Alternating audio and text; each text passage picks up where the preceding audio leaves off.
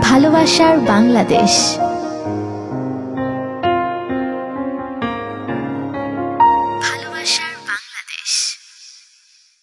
Welcome folks, আজকে RJ Mithil হাজির হয়ে গেছি আপনাদের সামনে ভালোবাসার বাংলাদেশ। আর আজকে কিন্তু আমাদের গুরু এহতেশাম আমাদের সাথেই রয়েছেন। আর আজকে নতুন একজন গেস্ট আছেন আমাদের সাথে এবং তার নাম হচ্ছে অনিক কান্তি সরকার, যিনি পেশায় একজন ইন্ডিপেন্ডেন্ট ফিল্ম মেকার, তরুণ একজন ফিল্ম মেকার। আজকে তার ইন্টারেস্টিং কিছু গল্প কিন্তু আমরা শুনবো। তবে শুরুতেই চলে যাচ্ছি আমাদের গুরু, লাভ গুরু এহতেশামের কাছে।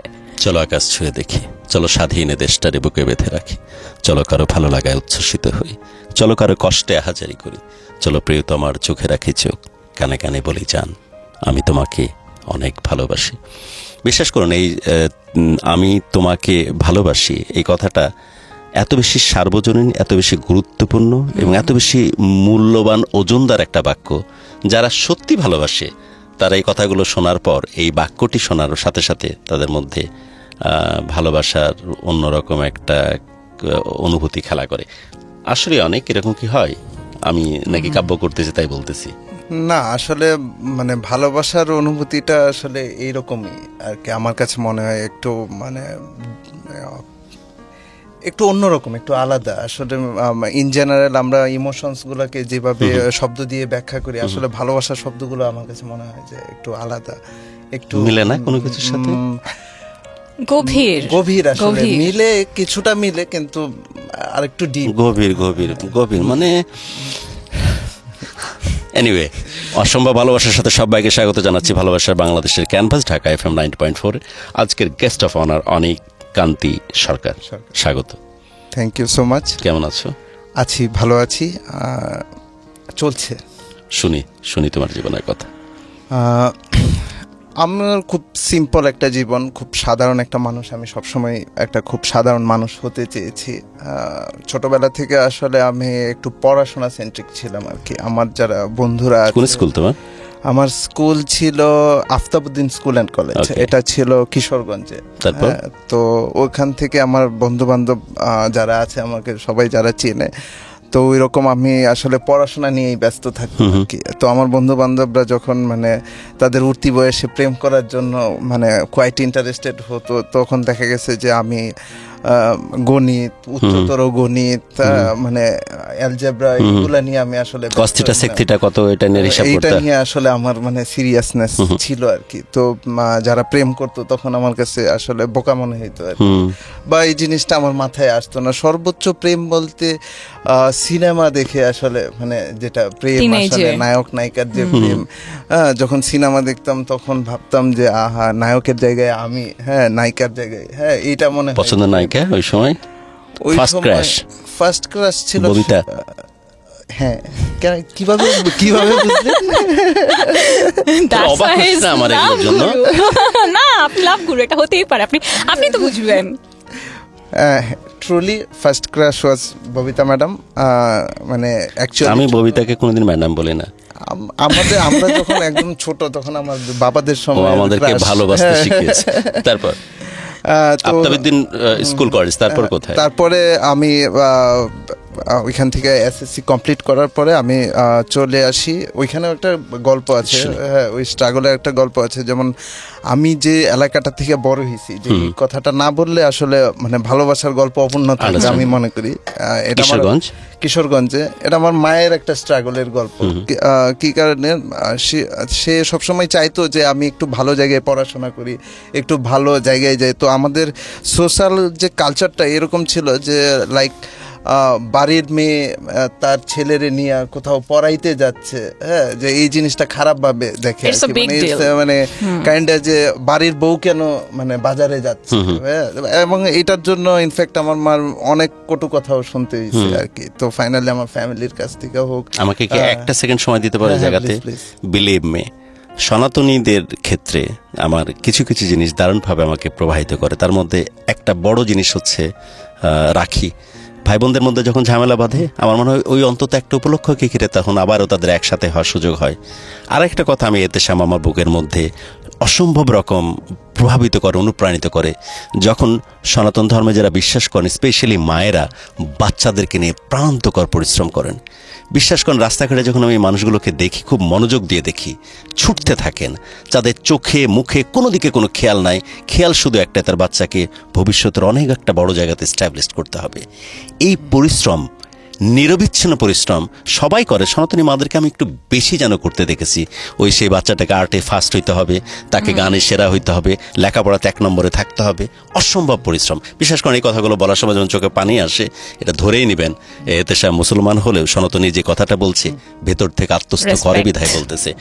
এই কথার সাথে আমি একমত, এর জন্য সময় চেয়েলাম। সরি, তোমার মায়ের কথা যখন বলতেছো আমি তখন রিলেট করতে পারছি। আমি যে জিনিসগুলো দেখি সেটা যথার্থই দেখি, বাট ওনাকে কথা শুনতে হচ্ছে, রাইট? হ্যাঁ, তারপর তো ওনার স্ট্রাগলের জন্যই অ্যাকচুয়ালি আমি আসলে এখানে এসে কথা বলতে পারতেছি, বা আমি ঢাকায় যখন মানে পড়াশোনা করতে, ইনফ্যাক্ট আমি যখন মানে সব মায়েরাই সিরিয়াস, আমি সরি একটু কারেক্ট করে ফেলি, বাট সনাতনী মায়েদেরকে আমি একটু বেশি দেখেছি যে সব দিকে একদম চৌকস বানাতে হবে তার বাচ্চাকে, সেই প্রচেষ্টাটা। হ্যাঁ, তারপর ট্রুলি তারপরে যখন মানে আমি যখন ঢাকায় পড়বো, হ্যাঁ, তো বাড়িতে একটা মানে মানে একটা কেলেঙ্কারির মতো সিচুয়েশন আর কি, যে আমি ঢাকায় পড়বো।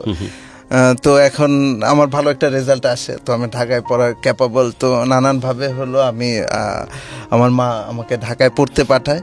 তো এখানে 3টা জায়গায় আমার চান্স হয়, নটর ডেমে চান্স হয় নাই, বাকি 3টা জায়গায় রাজুক, বীরশ্রেষ্ঠ আব্দুর রউফ, আর হলো Dhaka residential model college. Residential? হ্যাঁ।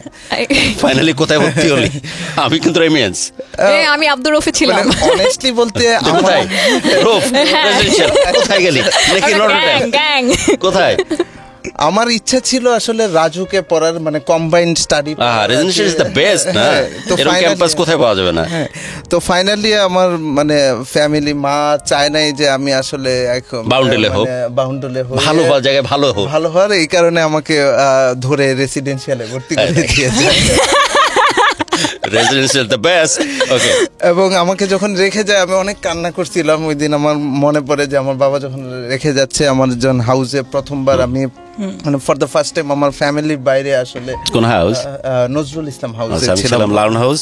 আমার বাবা যখন ফার্স্ট রেখে যায়, তারা কানেক্ট করতে তারপরে পারবেন। ফজলা হাউস। হ্যাঁ, তারপর তো ওখানে রেখে যায়। তো প্রেমের গল্পটা আসলে অ্যাকচুয়ালি ওইখান থেকে স্টার্ট আর কি, ওইখান থেকে। তো আমার কিছু ফ্রেন্ডস থাকে, তো এটা কিভাবে বলি, তো তখন আর কি একটা ট্রেন্ড ছিল, আমি জানি না এখনকার জেনারেশন আসলে এটা জানে কিনা। তো আমরা কোনো না কোনো ভাবে মোবাইল নাম্বার ম্যানেজ করতাম আর কি, যে অমুকের একটা বান্ধবী আছে, তমুকের একটা অমুক আছে, তো তাদের নাম। ইনফ্যাক্ট এখন তো ওরা ফ্লেক্সি লোডের দোকান থেকে যায়, বা ফেসবুক ইউটিউবের থ্রু দিয়ে, আমরা অবশ্য অমুক তমুক দিয়ে যেতাম। তো দেখা গেছে যে এরকম ফোন দিতাম আমরা, তো তখন সিস্টেমটা ছিল এরকম। কত সাল হবে এটা? 2009-এর গল্প, 2009-এর গল্প। It's around 16 years. হ্যাঁ, তো তখন কি করব, তো ফোন নাম্বার এলে আমরা তো ফোন নাম্বার জানি, আমরা নামটাও জানতাম আর কি, যে এই মেয়ে এই হলো ফোন নাম্বার। তো আমরা তখন হলো ফোন করতাম, যে ফোন করলে জিজ্ঞাসা করতে আপনি কোথায় থেকে আমার নাম্বারটা পেয়েছেন। এটা মেইন কথা। হ্যাঁ, এটা হলো মেইন কথা। ওইখানে আশ্বস্ত করতে পারলে পরবর্তী স্টেপে যাওয়া যায় আর কি। তো ওই জায়গায় দেখা গেছে যে আমরা এইরকম গল্প বলতাম, যে আমি রাস্তায় যাচ্ছিলাম, হঠাৎ করে আমি দেখলাম যে একটা মানে কাগজ পাওয়া গেছে, ওইখান থেকে আপনার নাম্বারটা পেয়েছি। হ্যাঁ, আপনার নাম্বারটা পেয়ে আমি ভাবলাম যে কারো ফোন নাম্বার কিনা, কারো কোনো কিছু প্রয়োজন কিনা করি। হ্যাঁ, তো এইভাবে নানান কথার মানে ফাঁদে ফেলে আর কি আমরা আগাইতাম আর কি। তো এরকম মোটামুটি এটা একটা ট্রেন্ডি বিষয় ছিল হাউসে। যারা আমাদের তো ফোন ছিল না হাউসে একদম, আমি জানি না স্যার ছিল না প্রেসিডেন্সিয়ালে কখন স্যার ছিল? আনোয়ার স্যার ছিল। যাই হোক, ছিল না। আমরা কিন্তু রেসিডেন্সিয়ালে খুবই ভদ্র, একদম তকতকে ঝাতকতকে।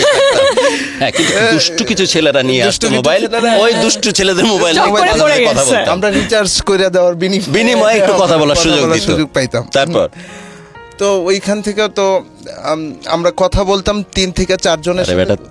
তুই আমার কলেজের কত 93 16 মানে 25 বছরের ছোট। তুমি তো তাও প্রেম করতে যাচ্ছ নিজে চিন্তা করতে, আর আমরা যে 16 জন ছাগলের 3 নম্বর বাচ্চার মতো ওই ছেলেটাকে জুতা দিয়ে কেউ গেঞ্জি দিয়ে কেউ জিন্সের প্যান্ট দিয়ে রেডি করতেছি, আর ও প্রেম করতে যাবে কোন এক জায়গায়, বাকি 16 জন দাঁড়া দেখবে। চিন্তা করা যায়। ওই রেসিডেন্সিয়ালের গল্প বলতেছি।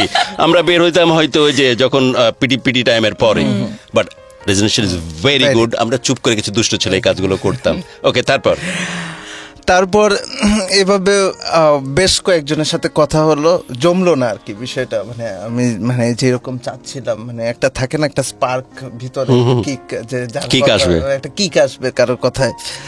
তো হঠাৎ করে একদিন একটা ফোন মানে মিস কল আসা শুরু করলো। একটা নাম্বারে ফোন দিয়েছিলাম, ফোন ব্যাক মানে ধরে নেই, তারপরে ফোন থেকে মিস কল আসতেছে, আর ফোনে মিস কল আসতেছে, ফ্রেন্ডের ফোনে মিস কল আসতেছে। মিস কল আসলেও তো লাভ নাই। ওকে, অনেক তারপর তো কল ব্যাক করতে পারতেছি না, কারণ আমাদের এখন ক্লাসে চলে যেতে হবে। ক্লাস শেষ করে আমরা আসছি, তো আমরা একটা সময় পেতাম যে যখন দুপুরে খাবারের সময় হতো, তো তখন দেখা গেছে যে তাড়াতাড়ি খেয়ে আমরা মানে চলে আসতাম, যে মানে স্যার আসার একটা 5 মিনিটের আমরা একটা মানে টাইম পেতাম আর কি, যে স্যার আসতে আসতে আমরা কথা বলে না। তখন ফোন দিলাম, কেউ ফোন ধরেনি। তো মন খারাপ, কে ফোন দিল আসলে নিজের ভিতরেই একটা জানার একটা উসকুস চলতেছিল যে আমি ফোন দিয়েছে, কথা বলি।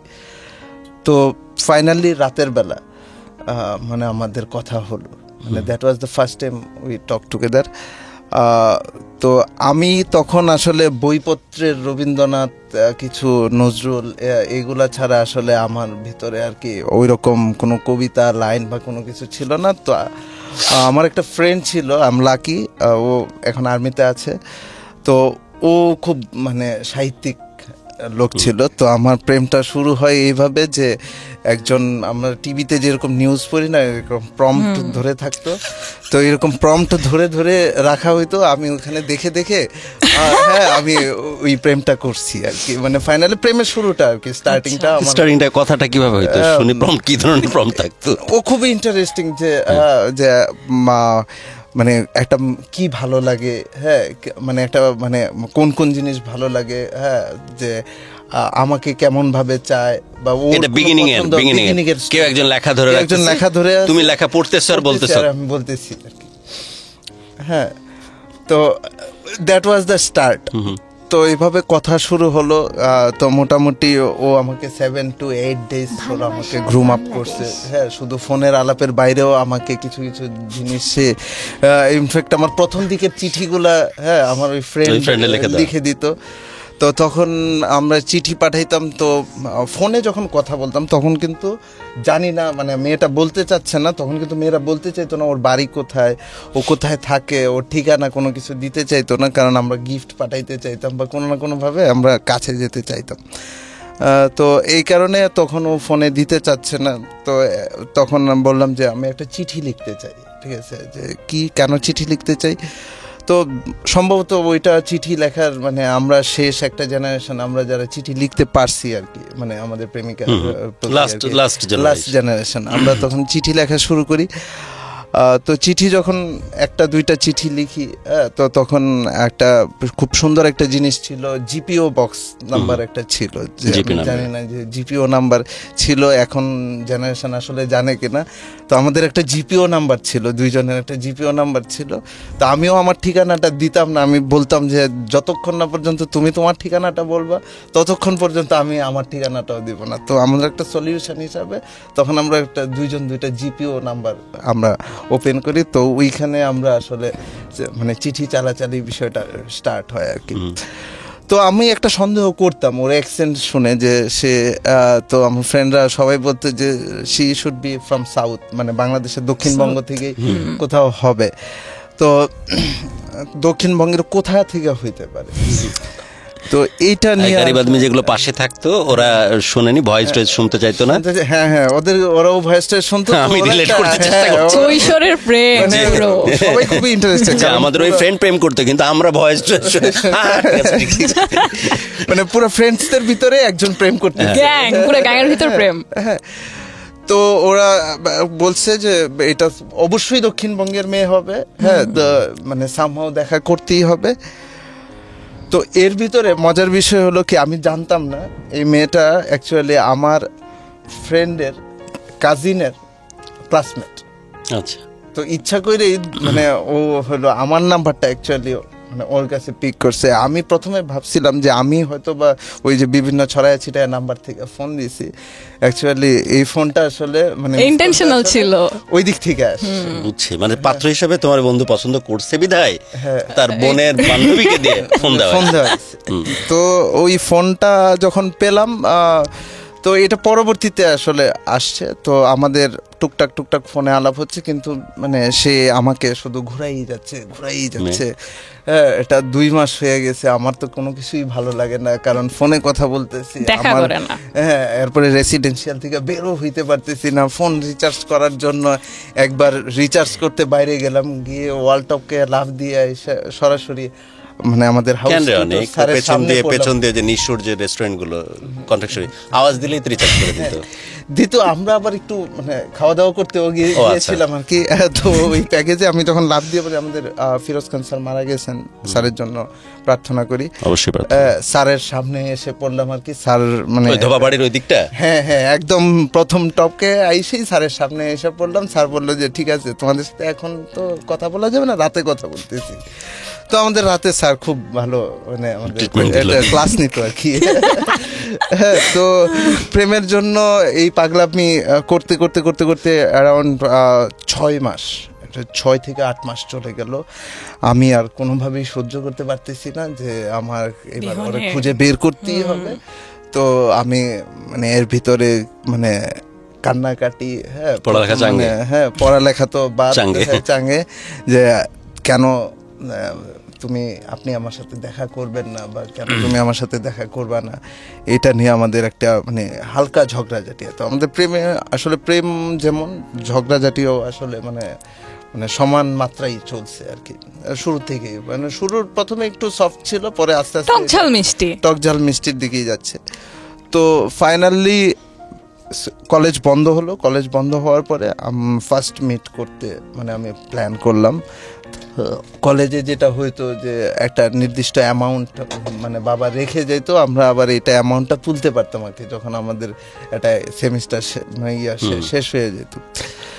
তো টাকা যখন তুলতে গেছি, তো এখানে একটা স্যাড স্টোরি আছে যে আমি দেখা করতে যাব, আমি সব মানে ওকে আমি খুব রেডি হয়ে বের হয়েছি, আমি টাকাটা তুলতে যাব।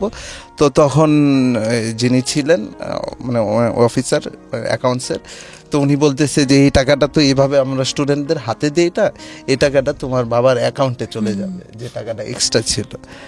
আমার তো এখানে আকাশ ভেঙে পড়ছে যে আমি একটু পরে আমি বাসে উঠবো, আমি এর ভিতরে মেয়ের ঠিকানা সবকিছু আমি খুঁজে বের করছি, ফ্রেন্ডসদের বহু মাসের অপেক্ষা। তো আমি এখন লিটারালি ওইখানে যখন উনি এই কথাটা বললো, আমি কান্না করে মানে দিছি আর কি ওই জায়গায়, যে আমি তখন আমার কোনো ইনকাম নাই, কোনো কিছু নাই, আমি আসলে কি করবো ওইখানে। কোন ক্লাসে তখন? ইন্টারমিডিয়েট শেষ মানে প্রথম বর্ষ শেষ হলো।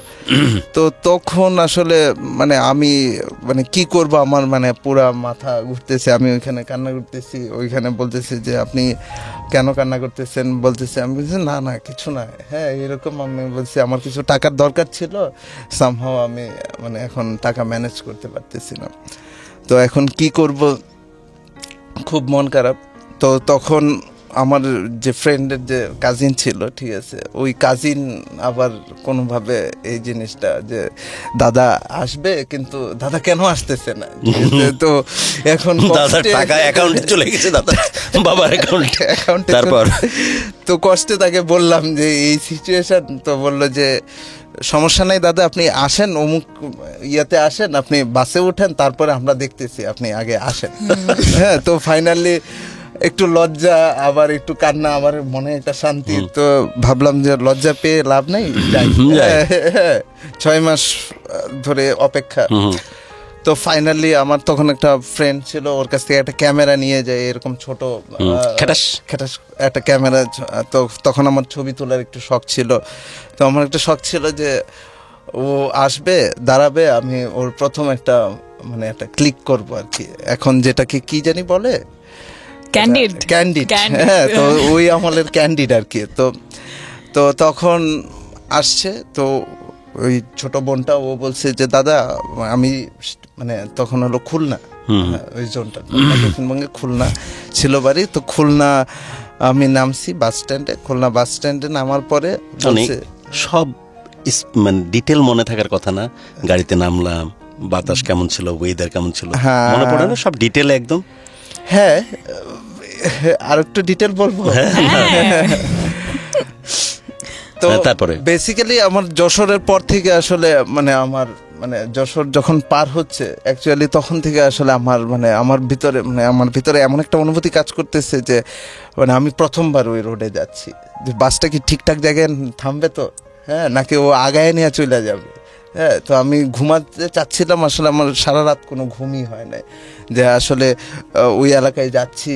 হ্যাঁ, মানে ফাইনালি আমার মানে কতটুকু মানে কতক্ষণ সময় লাগবে, এর ভিতরে আমি ফোন দিচ্ছি, মেয়ে ফোন ধরতেছে না। আমি বললাম যে মানে ধোকা খেয়ে গেলাম কিনা, বা কি করব যদি দেখা না করতে আসে, বা আমাকে যদি পছন্দ না করে, মানে কি রকম কিছু মানে বহু কনফিউশনস। ইনফ্যাক্ট যখন খুলনার কাছাকাছি চলে আসলো আমি বলতেছি যে ওইখানে মানে নামানো যাবে কিনা, মানে কতক্ষণ লাগবে, বলতেছি মানে 10 মিনিট লাগবে। এর ভিতরে কেউ ফোন ধরতেছে না, আমার ছোট বোনটাও ফোন ধরতেছে না, আমার মানে উনিও ফোন ধরতেছে না। তো আমার ভিতরে একটা অসম্ভব একটা মানে হাহাকার কাজ করতেছে। আর আমার ভিতরে তখন মানে বুকের ভিতরে সিনেমাতে যেরকম দেখায় না, হার্টবিটের যে সাউন্ড দেয়া ধক ধক করে, আসলে হচ্ছিল রিয়েল লাইফে ওই রকম আমার হচ্ছিল আর কি। আমার হাত কাঁপতেছিল যে আমি যে ব্যাগটা নামাবো, যখন ব্যাগটা নামাইতে যাচ্ছি যে আমি নামবো এখানে, আমার জীবনে প্রথম ভালোবাসা, for the first time I am going to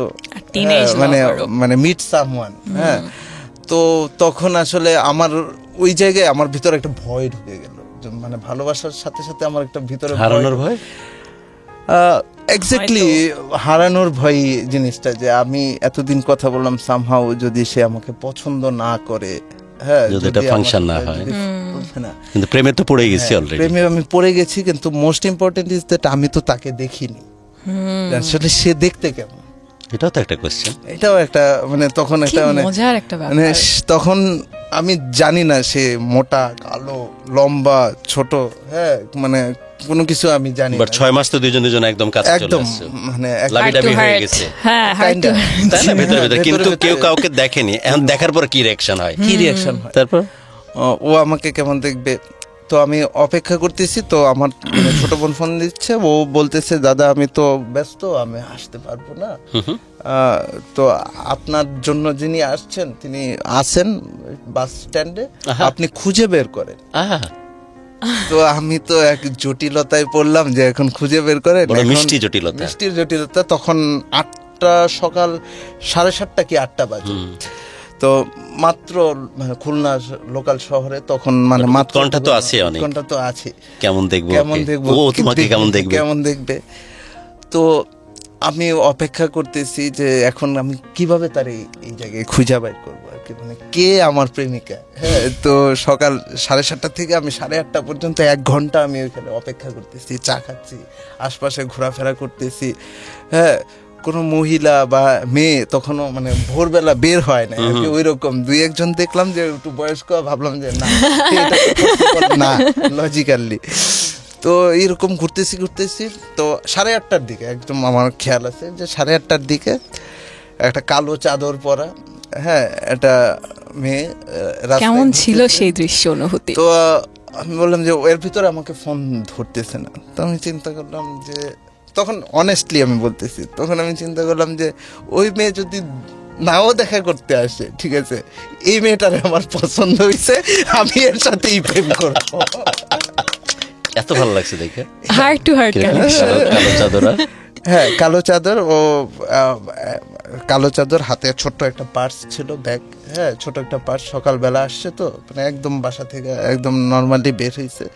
তো আমি বলছি আমার মেকআপের বাড়বাড়ন্ত কিছুই নেই, কোনো মেকআপ টেকআপ কোনো কিছু নেই। তো আমার হাতে যে ক্যামেরাটা ছিল, আমার ক্ষেত্রে লাভ এট ফার্স্ট সাইট হয়েছে। যদি সে আমার গার্লফ্রেন্ড নাও হইতো, সে তো বললেই, ও যদি ওই গার্লফ্রেন্ড নাও হইতো, ওকে, তারপর ছবি তুললে। আমি তখন একটা ক্যান্ডিড প্রথম একটা ক্লিক করলাম, ছবি তুললাম। তো যখন আমি 2-3টা ছবি তুললাম, তো তো দূর থেকে মেয়েটা দেখলো যে একজন তার ছবি তুলতেছে, ঠিক আছে। তোলার পরে সে আমাকে যখন দেখলো তখন সে একটা মুচকি একটা হাসি দেয় আর কি। হ্যাঁ, তো সে যখন হাসি দিল তো তখন আমি ফোন দিচ্ছি। তো যখন সে মুচকি একটা হাসি দিল তখন আমি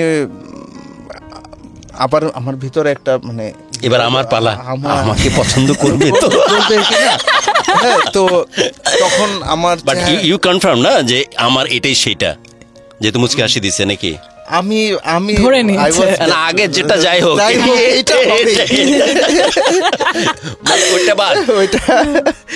আমরা সবাই এক্সাইটেড, তুমি এক্স্যাক্টলি ওই মুহূর্তটাকে রিক্রিয়েট করতে পারছো অনেক, এবং আমরা মনে হয় রিলেট করতে পারছি। তুমি বলতেছিলে যে মুচকি হাসি যেহেতু পেয়ে গেছি, মেয়েটাকে দেখতে মনে মতো হচ্ছে আসুক আর না আসুক মেয়ের সাথেই বেঁচে যাবো। ওকে, তারপর তো মেয়েটা আসলো আমার কাছে, আসলো যে তখন তো তুমি জানো না যে এই মেয়ে সেই মেয়ে কিনা। তো বলতেছে আমি দেখতেছি যে আপনি ফোন দিয়ে ছবি তুলছেন। মুখটা কেমন লাগলো দেখে? মিষ্টি মিষ্টি। আর মেয়েদের তো আসলে ওই তখন একটা খুব পপুলার আমাদের মেয়েরা তো এমনি মিষ্টি, মুখ ফোটে তো বুক ফোটে না কি জানি একটা ছিল যে মানে এক্সপ্রেশন সবসময় ভেতরে রাখার একটা চেষ্টা। তো সুন্দর মানে মানে সকালের সাথে মানায় গেছে, মানে একদম মানে অদ্ভুত। মানে মানে অনেস্টলি বলতে যে এত সুন্দরী মেয়ে আমার লাইফে বা আমার মানে যাপিত জীবনে মানে আমি আসলে কখনোই দেখি নাই। এত সুন্দরতম দৃশ্য তো দেখোনি, সুন্দরতম দৃশ্য। ইটারনিতে ভোর হচ্ছে এমন সময় একটা মেয়ে কালো চাদর পরে এগিয়ে আসতেছে আস্তে আস্তে। একদম একদম। তোমার এই চোখে এর চাইতে সুন্দর দৃশ্য দেখেছে এখন পর্যন্ত? না, অনেস্টলি এখন পর্যন্ত। এটাকে বলে পায়েসের স্বাদ লেগে আছে, এজন্য নতুন কিছু আমি দেখতে চাই না। হ্যাঁ, তারপর মেয়েটা আসলো কাছে। তো তখন হলো বললো যে আপনার নাম কি অনিক? তো তখন আমি বললাম যে না। কি ভয়ে যে আমার পছন্দের পালা শেষ, আমাকে যদি অপছন্দ করে বসে, তাই? হ্যাঁ, আমি আরেকটু কনফার্ম হইতে চাচ্ছিলাম পছন্দ করছে কিনা, তবেই গুগলাবো, না হলে না এভাবে অন্য না চলে যাবো। এর কাছে হারা যাবে না, কারণ আমি তো প্রথমেই পছন্দ করে ফেলছি। 6 মাসে তো প্রেমে 6 মাসে প্রেমে পড়ে গেছো, আর এখন বিয়ে করার কাছাকাছি অবস্থা, আর এর কাছে হারা যাবে না। হ্যাঁ, আমি অনেক না। তো বললাম যে না, আমি আসলে অনেক না। তো আপনি কাকে খুঁজছিলেন? তো বলতেছে না আসলে সরি, যে আমি অনেক নামের আসলে মানে কাউকে মানে খুঁজছিলাম। তো আমি বললাম যে না, আপনি মনে হয় ভুল করছেন। আমি আর হাসি আটকায় রাখতে পারি না আমার মুখ থেকে। অ্যাজ ইউজুয়াল ভিতরেতে দিল্লির লাড্ডু কতক্ষণ আর আটকাবো? আমি লাড্ডু মুখ দিয়ে দেখলিয়াও নে। আচ্ছা, হেসে দিলাম। তারপরে ও মানে বুঝে গেল যে আমি অনেক আমাকে সাথে সাথে আবার মানে খুব চালাক। মানে কেন আমি বললাম যে এত বিউটিফুল মেয়ে আমি দেখি নাই, কারণ সে যেমন মানে দেখতে সুন্দর তেমনি পড়াশোনায়ও ভালো ছিল এবং ইন্টেলিজেন্ট। মানে সাধারণত কম হয় সুন্দরী মেয়েরা, রূপবতী গুণবতী, বিউটি উইথ ব্রেইন। হ্যাঁ, তো সাথে সাথে সে কনফার্ম করার জন্য সে ফোন দিল, দেখতেছে যে আমার বাজে কিনা ফোনটা। সে আমার এই জায়গাটা ওর ভালো লাগছে যে 6 মাস আমি ছেলে মানুষ, আমি মানে এখানে আসার পরে একটা সুন্দরী মেয়ে দেখার পরে আমি মানে প্ল্যান করে আমার প্ল্যান চেঞ্জ হয়ে গেছে যে আমি ওই মেয়ে আসুক না আসুক আমি এই মেয়েটাকে প্রেম করব। বাট ওই মেয়েটা তখন সে 6 মাস আগের যে অনেকের সাথে প্রেম করতো তাকে খুঁজতেছে, শুধু তাকেই খুঁজছে। কি চমৎকার ফাইন্ডিংস অ্যাজ ওয়েল। হ্যাঁ, লয়ালিটি তো থাকেই, অনেক সময় ছেলেরা ধরতে পারে না, তো গুড ফাইন্ডিংস। হ্যাঁ, তো তাই তো অনেক তুমি তো তখন ডিসিশন নিয়ে নিয়েছিলে যে যদি না হয় এই মেয়েটা কি ভালোবেসে আমি বেসে যাবো। বাট মেয়েটা কিন্তু কনফার্ম করতে তুমি সুন্দর হওয়া যাই হোক, তুমি আমার অনেক কিনা। তারপর তো ওখান থেকে আমাদের জার্নিটা স্টার্ট হয়। কি বললো কথাটা শুনি। তখন একটা খুলনার ভাষায় তখন বলতো যে খুব নর্মালি আইসা বললো যে মানে সকালবেলা কিছু খেয়েছে কিনা, মানে কিছু খাবো কিনা। মানে সারা রাত জার্নি করে আসছি, ঠিক আছে। Local মানে accent-এ যখন সে বলেন। কনফার্ম হলো যে আমি অনিক, ঠিক তখন থেকে না তার রোলটা পুরো মানে চেঞ্জ হয়ে গেল। সে Girlfriend-এর। প্রেমিকা থেকে আচ্ছা সে বউ হয়ে আসলে গেল? সে আসলে মানে কাইন্ড অফ সে মানে তার মানে বউয়ের মতো আচরণ করা শুরু করলো আর কি, মানে ওই জায়গাটা থেকে। মানে যে আমার মানে আমি মানে খাইছি কিনা, আমাকে নিয়ে মানে পারে না যে কোথায় গোসল রাখবে। করার জন্য গরম পানিটা আগায় দেয়, এরকম টাইপের মানে কেয়ারিংনেস বলতে I wish আর কি। না ওকে, তারপর তারপরে ওইখান থেকে আমি কোথায় থাকবো, মানে আমি তো যেহেতু সবকিছু care করা শুরু। আমি যেহেতু শহর নতুন চিনি না, জায়গা। নতুন জায়গা আমি চিনি না, তো বললো যে তুমি থাকো, হ্যাঁ এই জায়গায় থাকো, আমি আসতেছি। আবার চলে গেছে, মানে আমার সাথে 1 ঘন্টা সময় দিয়ে আমাকে একটা হোটেলের সামনে নামায় দিয়া সে আবার চলে গেছে। এখন আমি হোটেলে আসছি, কিন্তু আমার তো আর হোটেলে ভালো লাগতেছে না। খাবার আনতে গেছে যে হ্যাঁ, তো রান্না করে খাবার আনতে গেছে, তো আমি ঘুমায়া আছি। তো আমি এমন ভাবে ঘুমায়া আছি যে মানে সারা রাত ঘুমাই নাই, তো আমি ঘুমাইছি। হঠাৎ করে দেখি যে দরজায় নখের শব্দ, মানে নখের শব্দ। আমি বললাম যে কি হয়েছে, নখের শব্দ। আমি লাফ দিয়ে উঠছি, উঠা আমি দরজা খুললাম। দরজা খোলার পরে যে হোটেলের যে ম্যানেজার বলতেছে যে মামা আপনি মানে কোথায় ছিলেন, আমরা মানে আমরা তো আপনার জন্য টেনশন করতেছি। দেখি যে ও সামনে দাঁড়ায় কান্না করতেছে। আমি বলছি মানে কি হয়েছে, কান্না করতেছো কেন? বলতেছে যে মানে তুমি আসছো, হ্যাঁ মানে একটা জায়গায় তুমি ফোন ধরতেছো না, আমরা মানে আমি হোটেলে এসে ফোন খেয়েছিল, ফোন সাইলেন্ট করে ঘুমাচ্ছিলাম আমি আসলে। আমি ঘুমটাকে আগে থেকেই ভালোবাসি, তো এই কারণে আন্ডারস্ট্যান্ড, বাট এক নতুন জায়গায় মনের মতো গার্লফ্রেন্ড পাওয়া গেছে, কেমন আচ্ছা হইলো তারপরে তারপর ফোন বন্ধ করে ঘুমাচ্ছি। সে লিটারালি কান্না করতে করতে আয়সা মানে প্রথমবারের মতো মানে আমার উপরে আয়সা মানে কানে মাথা হেলায় দিল আমার। ওইখানে দিছে যে মানে তুমি এখানে থাকাই লাগবে না, যে চলো আমরা বাইরে যাব, ঠিক আছে। একদম সে মানে নিজেকে আশ্রয় ফেললো। হ্যাঁ। মামা তো বললো যে তোমরা একটু সময় কাটা, আমরা আসতেছি। মামা না আমরা বের হয়ে গেলাম, এখানে আর ওই হোটেলেই আমাকে আর মানে সে থাকতে দিবে না, মানে কারণ আমি ঘুমাবো। আবার ফোন যদি সাইলেন্ট করে রাখি, আবার আমার পরবর্তী বাস আবার রাত্রে 9টায়, মানে আমি যেদিন গিয়েছি ওই দিনই আবার ব্যাক করে চলে আসবো আর কি। তো যখন আমি ব্যাক করে চলে আসবো এটা শুনছে, তখন তো মানে আর 1 মিনিটও আর কি আমি আসলে মানে ওইখানে খুলনা শহর মানে আমাদের গল্পে একটা বড় অংশ আছে রূপসাতে গেলাম। তখন হলো রূপসা ব্রিজটা তখন মাত্র নতুন হচ্ছে, মানে হয়েছে। তো রূপসা ব্রিজের নিচে আমরা দাঁড়িয়েছিলাম। তো খুব ওইখানে একটা সিনেমেটিক একটা মোমেন্ট আছে, যে ওইখানে আমরা একটা শপথ করছিলাম যে এই রূপসার যতদিন রূপসা ভরা থাকবে, রূপসা যতদিন মানে পানি বইবে রূপসা দিয়ে, ঠিক আছে, আমরা একসাথে থাকবো। তো that was our commitment first ডেতে। অ্যান্ড আমরা আসলে ওই রকম মানে আমরা একজন আরেকজনকে মানে ছুঁয়ে আমরা কসম কাটছিলাম আর কি ওই সময়। তো সম্পর্কর কি অবস্থা? রূপসা ব্রিজ হওয়ার কারণে তো রূপসা প্রবাহ কমে গেছে, প্রেম ঠিক আছে তো? আসতেছি, আমরা গল্পে আসি। হ্যাঁ, তো ওই জায়গায় তখন আমার এখনো মনে আছে যে আমার one of the best moment, আমরা রূপসা ব্রিজের উপরে ওর হাত ধরে হাঁটতেছিলাম পুরা রূপসা ব্রিজের উপরে।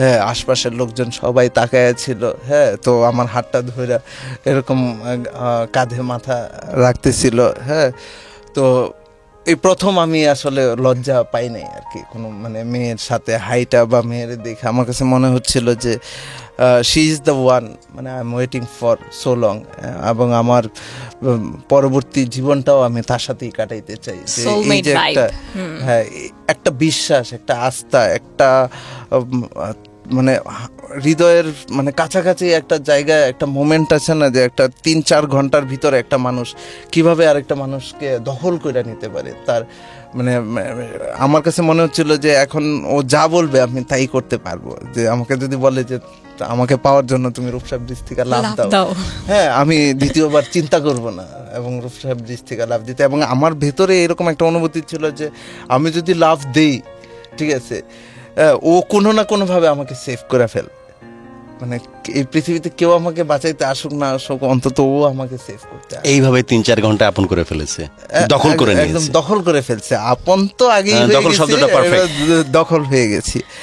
তো আমাদের ফার্স্ট মিট এইভাবে আস্তে আস্তে আমাকে খাবার দাবার মানে রান্না করে নিয়ে আসছে, খাবার দাবার খাওয়ালো, আমরা আরও কিছুক্ষণ ঘোরাফেরা করলাম, এইভাবে আমরা ওইখান থেকে চলে মানে আসছি আর কি। দ্যাট ওয়াজ আমাদের প্রথম মানে মিট আপের যে মোমেন্টাম ছিল। তারপরে আবার সেই ফোন, আবার সেই চিঠি, তো লেখালেখি, চিঠি যাচ্ছে, হ্যাঁ ফোনে কথা হচ্ছে। তো এর ভিতরে আমাদের এইচএসসি পরীক্ষা চলে আসলো। তো মূল সমস্যার মানে সূত্রপাত পরীক্ষা কেন্দ্রিক। ও বললাম যে আমার প্রতি আমার ফ্যামিলি বলেন, আমার ফ্রেন্ডসরা বলেন, সবারই একটা মানে এক্সট্রা ডিমান্ড ছিল যে লাইক ছাত্র ভালো ডিমান্ড। আমার এখনো মনে আছে যে আমি যখন একবার আমার লাইফে সেকেন্ড হয়েছিলাম, আমার বাবা 6 মাস কথা বলে নাই আমার সাথে। হ্যাঁ হ্যাঁ, মানে এইরকম মানে আমার একটা অবস্থা ছিল আর কি, যে আমার পড়াশোনা করতেই হবে। মানে সেকেন্ড হয়েছিল একবার, তাতেই বাবা 6 মাস কথা বলে না। তো পড়াশোনার একটা প্রেশার, এদিকে আমিও পড়াশোনা থেকে তো দূরে যাচ্ছি। হ্যাঁ, তো আমি বাংলা সাহিত্যের দিকে আরো বেশি মানে তখন আমার আরেকটু দখল বাড়তে থাকলো আর কি। তো আমি দেখলাম যে প্রেম করাতে একটা সুবিধা হয়েছে, প্রেম আর কাব্য মিশে গেছে। হ্যাঁ, প্রেম আর কাব্য মিশে গেছে। আমি রবীন্দ্রনাথের বাইরে গিয়ে পাঠ্যপুস্তকের বাইরেও আমি আবার বই পড়া শুরু করলাম, আরো সাহিত্যিকদের বই, কারণ আমার তখন লাইনের দরকার। আমার বন্ধু তো প্রিপারেশনে ব্যস্ত, তো আমি কারণ বন্ধু তো তার প্রিপারেশনে ব্যস্ত। দ্যাটস ওয়াই আর্মি অফিশিয়াল হতে যাচ্ছে, রাইট? না হয়ে গেছে। ও আর্মি ডক্টর আর কি, আর্মফোর্স মেডিকেলে ছিল, আর্মফোর্সে। হ্যাঁ, আর তুমি এদিকে তখন নিজের কাব্য পাচ্ছ না, বাধ্য হয়ে কাব্য খুঁজতেছো। আমি বইটই কিনে আমি তখন সুনীল গঙ্গোপাধ্যায়, প্রেমের সাগরে ভেসে বেড়ানো যেটাকে বলে, অনেক কিছু আমি পাইছি। এর ভিতরে আমি ব্যোমকেশ টোমকেশ সবই পড়া হয়ে গেছে। এই ফাঁকে কি করব, সময় তো কাটাইতে হবে। আর সারাদিন অপেক্ষা করতাম কতক্ষণ ফোনে আলাপ করবো, ঠিক আছে? এর বাইরে ছাড়া আমার সারাদিনে কোনো কাজ নেই। বাড়ি, বন্ধু বান্ধব সবার তো অনেক এক্সপেকটেশন, এর ভিতরে প্রিপারেশন মানে একদম ডিজাস্টার। হ্যাঁ, মানে কোনো রকমে মানে আমাদের টেস্ট পরীক্ষায় কোনো রকমে আমি পাস করলাম আর কি। তো আমার স্যার বললো যে তোমাকে দিয়ে মনে হচ্ছে না যে মানে এক্সামটা তোমার দেওয়াটা গুড ডিসিশন হবে কিনা আমি শিওর না, হইলেও তুমি হয়তো বা A- or B সামথিং মানে পাইতে পারো আর কি, যদি চেষ্টা করো, এখনো সময় আছে।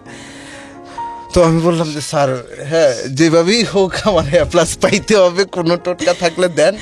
হ্যাঁ, যে কি করা যাবে। তো প্রথম টোটকা হলো তুমি মনে হয় চিঠি লেখো। আমি তো আকাশ থেকে ভাইনা বললাম যে আমার চিঠির খবর কিভাবে পাইলো? স্যার বলতেছে যে তোমার চিঠি তো বিখ্যাত, তুমি খুব হ্যাঁ। আমি বললাম যে হ্যাঁ, আমাদের মাস্টার ক্লাস। ও তো ছিল নজরুল হাউস, আমি ছিলাম লালন হাউস, ফজল হাউস। এটা হচ্ছে master class. I love residency, I love my teachers, I love my sirs, they're the best. তারপর কি বলছে? তো বলতেছে আনোয়ার স্যার। তো বলতেছে খুব ভালো স্যার, খুব মিষ্টি, মানে ক্লাস নেওয়ার আগে খুব মিষ্টি দেখে। হ্যাঁ, তো খুব ভালো চিঠি লেখো। হ্যাঁ, যে তোমার চিঠি লেখার হাত তো খুব ভালো। আমি বললাম চিঠি কই পাইলো? তারপরে বুঝলাম যে আমার যারা বন্ধু বান্ধব ছিল এগুলো করে, ঠিক আছে, স্পেশাল ক্লাসও নিয়ে নেয়, কিন্তু সেই ক্লাসের কথা সারা জীবন মনে থাকে। তারপর তো আমার বন্ধু বান্ধবরাই আসলে বিশ্বাসঘাতকতা করছে। তারা নিজেরা আমার চিঠি পড়তে গিয়ে ধরা খাইছে। ওই চিঠি খেয়ে লিখছে, এই চিঠিতে নাম ইতি তোমার অমুক। তো এই বিপদে পড়ার পরে বললো যে মনে হয় যে ধ্বংস। ঠিক আছে, আমার বাবাকেও মোটামুটি মানে একটা ব্যাড নিউজ যা পৌঁছায় দেওয়া হয়েছে। তো চারদিকে আমার এখন কি করব, পড়াশোনা করতে হবে। তো এর ভিতরে একটা প্রবলেম মানে একটা মানে মানে রাইজ হওয়া শুরু হলো। যেমন ওর একটা প্রবলেম ছিল যে আমি জানি না এটা বেশি ডিটেল হয়ে যায় কিনা। তো ওর একটা প্রবলেম ছিল লাইক যে শ্বাসকষ্টের একটা সমস্যা ছিল আর কি। তো এটা নিয়ে ও কিছু অবসেসড ছিল আর কি। তো মানে দেখা গেছে যে ওর ফাদার ছিল না, তো আমি কেন্দ্রিক মানে আমার কেন্দ্রিক ওর লাইফটা আসলে ও মানে ডেভেলপ করে নিয়েছিল। খুবই নরমাল, যেহেতু বাবা নাই এদিকে, ওই টাইপের একটা ক্যারেক্টারিস্টিক্স ওর জীবনে দরকার ছিল। ইনফ্যাক্ট ওর যে, আর এটা ঠিক যে যখন মানে ফুসফুস যখন আশপাশের মানে কোটি কোটি বাতাস ভিতরে ধারণ করতে চায়, কিন্তু তারপরও ডেলিভার করতে পারছে না, একটু নিঃশ্বাস নিতে পারছে, এর চাইতে কষ্ট কিছু হতে পারে না। তখন এরকম একটা একটা ক্যারেক্টারের প্রয়োজন পড়ে হয়তো। হয়তো এই জন্য সবকিছু সারেন্ডার করেছিল তোমার কাছে। হ্যাঁ। তারপর ওর মা এখন নেই পৃথিবীতে, তার প্রার্থনা করি তার জন্য। তো উনি খুব মজা করে আমাকে ছোট জামাই বলে ডাকতো আর কি। হ্যাঁ, তো ছোট মেয়ের হ্যাঁ হ্যাঁ উনিও মেনে নিয়েছিলেন, মেনে right? নিয়েছিলেন। আমরা পারিবারিকভাবে তো সবকিছু ঠিক ছিল তোমার। অ্যাকচুয়ালি ওর ফ্যামিলিগতভাবে অনেক মানে আমি ক্লোজ একটা সময় হয়ে অনেক গিয়েছিলাম। close হ্যাঁ, হয়ে অনেক ক্লোজ হয়ে গিয়েছিলাম। তো আস্তে আস্তে কিন্তু মানে তখন না পরীক্ষা যখন আসে তখন আমি না সময়টা দিতে পারতেছিলাম না অ্যাকচুয়ালি, কারণ আমার একটু পড়াশোনার মানে একটু সিরিয়াস আমি তখন হচ্ছে। তো আমি পারতেছিলাম না, কারণ নানান অঙ্কের জটিলতা, নানান বিজ্ঞান ইংরেজির Science-এ জটিলতা, ছিলেন আমি আপনি। সায়েন্স ইন্টিমেট আসলে tough। অনেক মানে আর ইন্টিমেট সোটা এতদিন তো পড়ি নাই, এই 3-4 Pressure পড়ে মানে গেছে। প্রেশার, ক্লাসে বকা খাচ্ছি, ফ্রেন্ডসরা মানে অ্যাভয়েড মানে মানে নানান মানে থাকে আমাদের ভিতরে Rumors। একটু টকিংস থাকে। তো এই নানান ভাবে আমিও একটু পিসড অফ ছিলাম যে আমার মানে ক্যারিয়ার লাইফ সবকিছু একটু সিরিয়াস হওয়া দরকার। দেন আসলে আমাদের মানে ঝামেলাটা শুরু হয় আর যেহেতু কি। gap পড়তেছে মানে ওখানে, গ্যাপ তাই? পড়তেছে, আমি আসলে ফোন করতে পারতেছিলাম না, যে ফোনে কথা বলতে পারতেছিলাম না। তো আমি খুব শর্ট টেম্পার ছিলাম ওই বয়সে, আমি স্টিল নাও হ্যাঁ। তো ওই বয়সে একটু মানে বেশি ছিলাম আর কি। তো দেখা গেছে রাগ করে আমি একটা কথা বলে ফেলছি, তো দেখা গেছে যে 4-5 দিন ধরে আমার সাথে কোনো কথা বলে না। তো তখন আমার মানে ভিতরে তো আমি মানে রাগ করে কথা বলছি, কিন্তু আমি তো সকালবেলা বলছি, আমার আবার একটা বাজে অভ্যাস আছে, আমি সকালে রাগ করি, রাতে ঠিক দুপুরবেলা হয়ে যায়। গিয়ে আমি আসলে মানে দুপুরে ভাত কেন রাগ করছি এটা মনে নাই? রাগ করছি আমার আর মনে থাকে না। তো এখন তো আমি আরেক মহা ঝামেলায় পড়লাম যে ও তো ফিরিস্তি বলতেছে যে তুমি আমাকে এতটার সময় এই কথাটা বলছো, ওইটার সময় ওই কথাটা বলছো। এখন আমি যখন কোনো কথা বলতে যাই আমার তো ওর মুখটা ভাসে, আমার সামনে তো ওর মুখটা ভাসে, ওর হাসিটা ভাসে, ওর কথাগুলো ভাসে।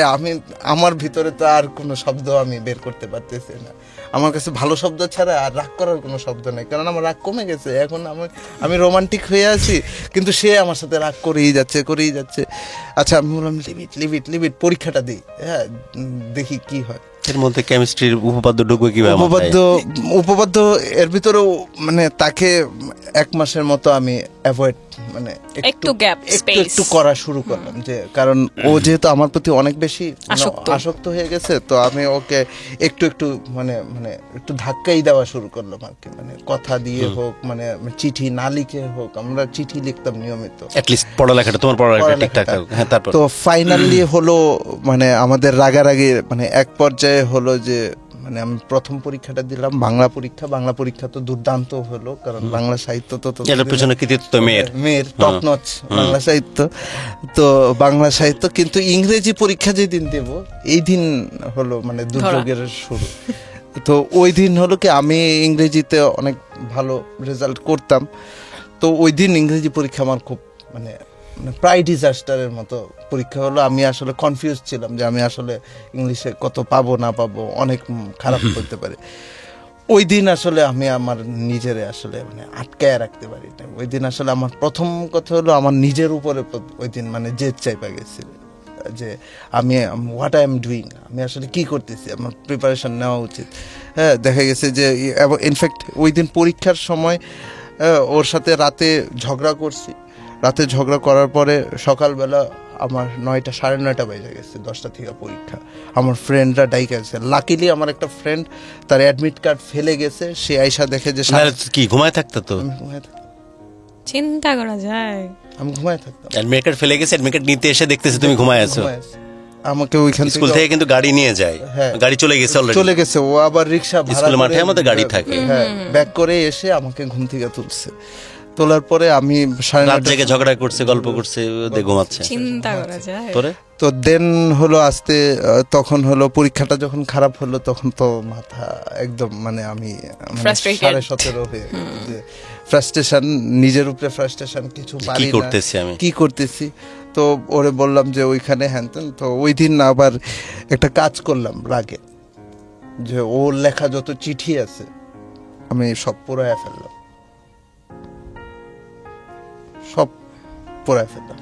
যে ওই দিন চিঠি যে মানে এত মানে জিনিসটা মানে তর্কাতর্কি এমন একটা পর্যায়ে চলে গেছে, মনে হতেছিল যে দিস ইজ টক্সিক আমার জন্য। তখন আমার মানে মানে আমি আসলে কিছুই মানে সহ্য হচ্ছে না। মানে আমার সহ্য হচ্ছে না, যে মানে আমার মানে মানে ও থাকলে আমার কাছে মনে হচ্ছে আমি পড়তে পারবো না, ও থাকলে আমার কাছে মনে হচ্ছে যে আমি আমার নর্মাল লাইফ লিড করতে পারবো না, ঠিক আছে, শুধুমাত্র মানে ওকে সেন্ট্রিক আমার লাইফটা হয়ে গেছে। মানে হয়ে গেছে। তো ওরে আমার মানে সরাইতে হবে এনি হাউ। তো আমি আসলে তখন ছোট বয়স, আমি আর কোনো কিছু, তো মানে ওর স্মৃতিগুলো আমি আসলে মানে রাগারাগির এক পর্যায়ে আমরা কথা বলতে বলতে আমরা বললাম যে তোমার যা আছে সব আমি পুরাই দিব, ঠিক আছে। তো ওই দিন ওর যত চিঠি ছিল ওই দিন আমি মানে পুরাই ফেলি আর কি। এবং ওই দিন অনেক মানে আমি কান্নাকাটি করি হাউসের ভিতরে। আমার ফ্রেন্ডসরা অনেকে বোঝায় যে এই পাগলামি করার দরকার ছিল না। ইনফ্যাক্ট আমি এইরকমই, যে আমার যখন মানে একবার ইমোশন আমার ভেঙে যায় তখন আমি আসলে দুনিয়ার সব কিছু আমি আসলে মানে সরায় ফেলতে চাই, যে এগুলো আমার সামনে থাকলে আমি আসলে মানে আরও বেশি ফ্রাস্ট্রেশনে চলে যাব। তো আগুন দিয়ে পুরে টুরে দিলাম, আর কিছু কাগজ টাগজ ছিঁড়ে টিরে মানে যেদিকে যেমনি পারা যায় মানে leave it, phone tone number টাম্বার ডিলিট করে দিয়ে ফোন মানে সিম সরাইয়া দিয়ে আমি এরপরে শুধু পড়াশোনা শুরু করলাম। যে আমার আছে 4 দিন, হ্যাঁ, যে মানে আর 4টা পরীক্ষা আছে, 4টা পরীক্ষা অন্তত আমার ফাইনালি ঠিকঠাক দিতে হবে, ঠিক আছে, আমার এখনও চান্স আছে আমার রেজাল্টে। দেন আমি পরীক্ষাটা দিই, পরীক্ষাটা দিয়ে পাশ করি বলতে আমার মোটামুটি একটা ভালোই রেজাল্ট আসে। কি আসে? আসে A+C আসে। A+ আসে? হ্যাঁ, 10 টুনে আর কি। আর ইংলিশে? 3টাতে পাইছি, 3টাতে পাইনি। আর ইংলিশে? ইংলিশে পাইনি। খারাপ হয়েছে। মানে আসছে, এ আসছে? ফাইনাল। আচ্ছা, ডিজাস্টার যেটা ছিল, ডিজাস্টার হয়তো বা 70 সামথিং এ গিয়ে থেকে গেছে আর কি, মানে একদম মার্জিনে। তারপর তো ওইখান থেকে পরীক্ষা দিলাম। পরীক্ষা দেওয়ার পরে তো এবার রেজাল্টে তো ভালো হয়েছে, এবার তো আবার মন ভালো হয়ে গেছে। আবার চিঠিগুলো জোড়া লাগাতে তোমরা যখন উঠছে আবার কিন্তু চিঠি তো আর নাই, তো এর মধ্যে কিন্তু যোগাযোগ হয়নি না। তো তখন চিন্তা করলাম যে তাহলে প্রেমটাই জোড়া লাগাই, ঠিক আছে, চিঠি আবার আসবে, অসুবিধা কি। তার মধ্যে ইন বিটুইন যোগাযোগই হয়নি আর? না, এর ভিতরে আমি কোনো যোগাযোগ করিনি, ফোন টোন সব সিম টিম মানে সব। তারপর আবার চেষ্টা তখন হলো যেহেতু ভার্সিটি ভর্তি পরীক্ষা, আমি ফ্যামিলির সাথে চলে আসি এই ঢাকায় শেওড়াপাড়াতে। তো কাজীপাড়া একটা মেসে থাকি, ওইখানে কিছুদিন মানে ফোনে কথা বলি। কিন্তু শেওড়াপাড়াতে তখন একটা ক্রাইসিস একটা মোমেন্ট ছিল, যে আমাকে প্রতিদিন 30 টাকা দিত। 30 টাকাতে আমার কোচিং ফার্মগেট গিয়ে কোচিং। বাবার রিঅ্যাকশন কি ছিল রেজাল্টের পর? বাবা খুব খুশি, বাবা আমাকে মানে কোলে তুলে নাচছে, ভাবছিল যে মনে হয় ধ্বংস হয়ে যাচ্ছে। হ্যাঁ, তো ওই জায়গা থেকে সে স্যাটিসফাইড ছিল, সে স্যাটিসফাইড। তো খুশিতে সে ঢাকায় বাসা টাসা সবই নিয়েছে তখন। যে বাই দ্য ওয়ে, রেসিডেন্সিয়াল ছেলেপেলে কিন্তু এই যে কামব্যাক করার যে হিস্ট্রি খুব মারাত্মক। এই ধ্বংস বাট পাট করে আবার চেঞ্জ করে মডেল কলেজ। এবং শুধু তাই না, not only in student life, there in future in their career, তারা কিন্তু চাইলেই কামব্যাক করতে পারে। এই কোয়ালিটিটা, এই লিডারশিপ কোয়ালিটি রেসিডেন্সিয়ালে তুলে দেওয়া হয়, তৈরি করে দেওয়া হয়, যেটাকে এক্সেলেন্স বলে। সময় কম, নইলে আমরা রেসিডেন্সিয়ালের তারপর। তো দেন যখন আমাদের আবার মানে জোড়া লাগলো, কিন্তু ওইখানেও একটা সমস্যা রয়ে গেল। কি সমস্যা?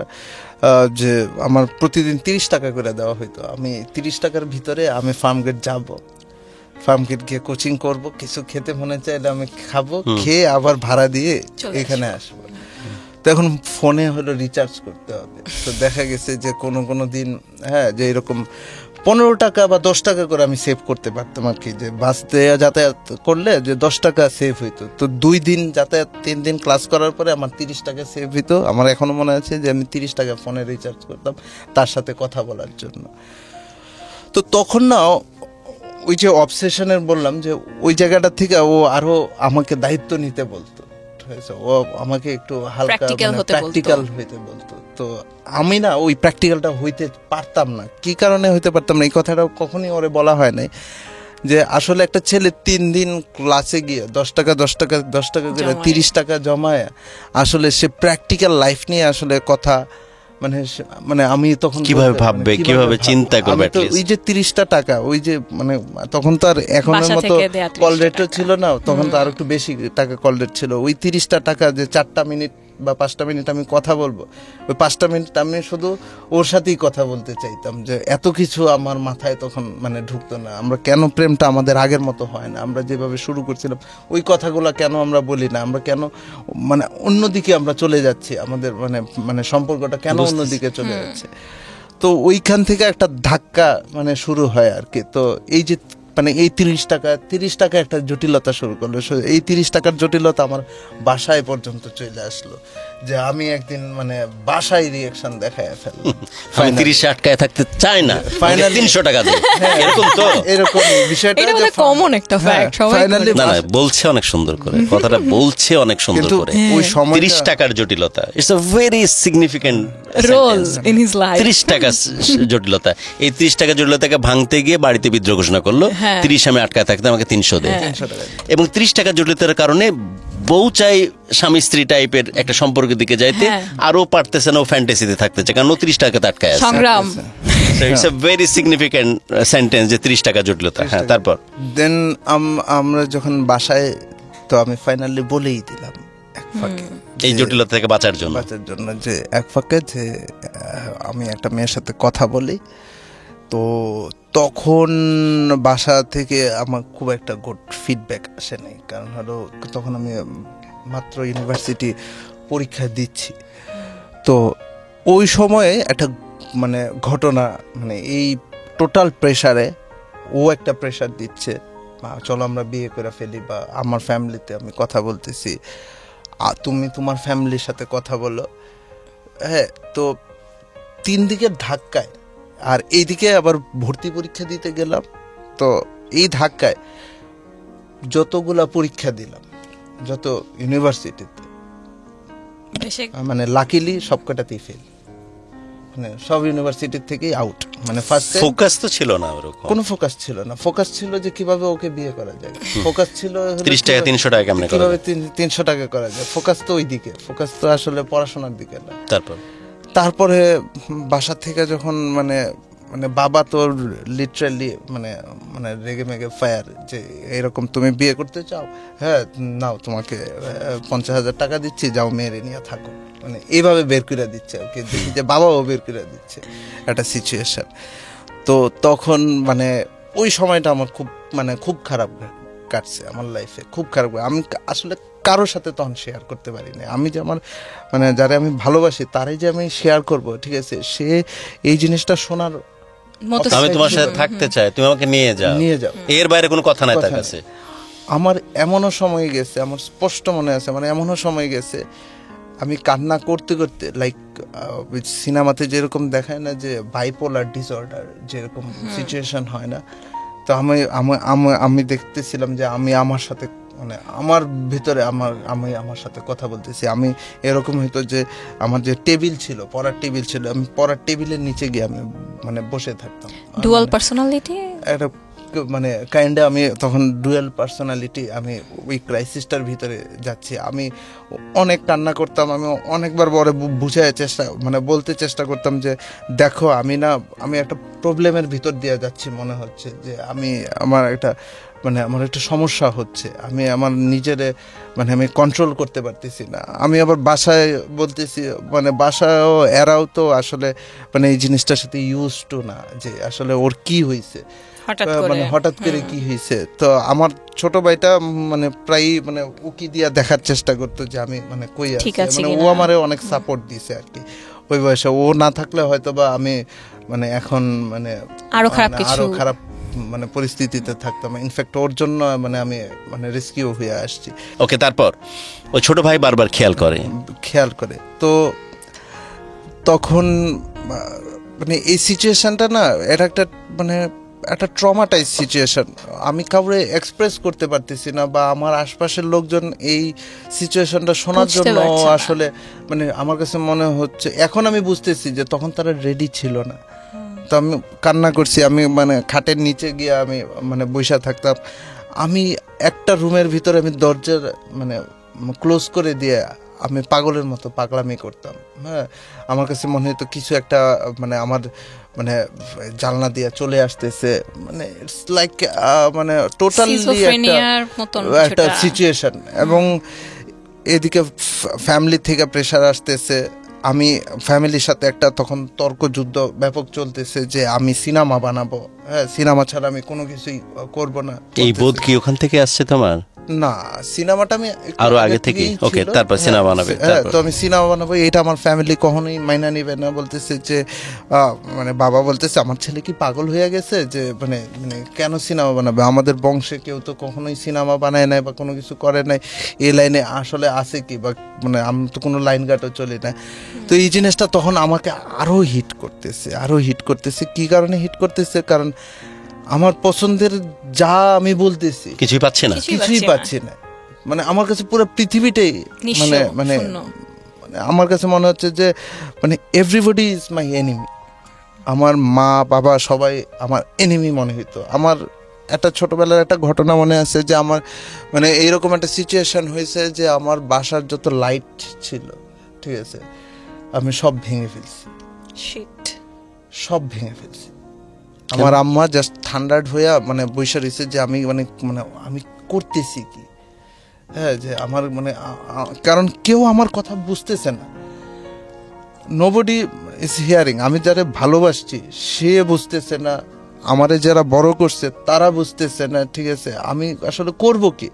আমি তখন মানে প্রায় উন্মাদের মতো একটা মানে অবস্থা, আমার হাতে কিছু নাই, আমার করার কিছু নাই। এইদিকে বুলিংয়ের শিকার তো হচ্ছি, কোথাও চান্স পাইনি। আমাদের দেশে তো মানে মানুষ Stigma. যতটা মানে পারা যায়, ঠিক আছে, দেখা গেছে যে এর ভিতরে আমার যে বেস্ট ফ্রেন্ড নিরঞ্জন, ওর নামটা আমি নেই, হ্যাঁ, আমার যে বেস্ট ফ্রেন্ড নিরঞ্জন, ও মারা যায় মানে কলেজ লাইফে। তো ওর বাৎসরিকের যখন প্রোগ্রাম আমি যাচ্ছিলাম, তো ইনফ্যাক্ট আমারই এক আত্মীয় আমার বলতেছে যে আমরা ফ্রেন্ডসরা মিলে ওর বাড়িতে ওর মার সাথে দেখা করতে যাচ্ছিলাম। ইনফ্যাক্ট এইরকম কথাও আসা শুরু করলো, তো ওরে তো দেখছি যে ওই একটা মেয়ে নিয়ে পড়ে আছে। মানে ওইখানে দাঁড়ায় আছে ওই জায়গায়। I was just stuck. আমি যার সাথে প্রেম করি তার সাথে আমি দেখা করতে পারতেছি না, তখন প্রায় 1 বছর আমি দেখা করতে পারি না, হ্যাঁ, আমি শুধু ফোনে কথা বলি। ওইখানে আমার বন্ধুর আমি মানে শেষ শ্রাদ্ধতে যাচ্ছি, সেখানে আমাকে ব্লেম দেওয়া হচ্ছে আমি মেয়ে নিয়ে ঘোরাফেরা করতেছি। দ্যাটস ওয়াই মানে আমার ফ্যামিলিতে পর্যন্ত আমারে ছোট করা হলো নানানভাবে।